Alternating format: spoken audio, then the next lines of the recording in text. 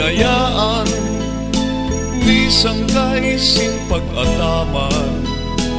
Luha ko inarambigay kay baya manak ni sangkay. Si ako ang nag-aantos sa tanan nga kakurian. Kakuri daw pagdumdumon nga si sangkay bulag sa ako.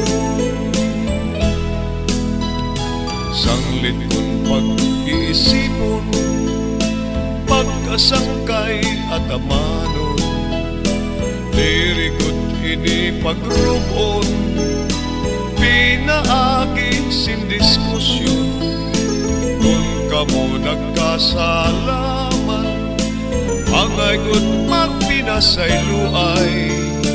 Pasimanggod magpadayon at maupay nga pagkasangkay.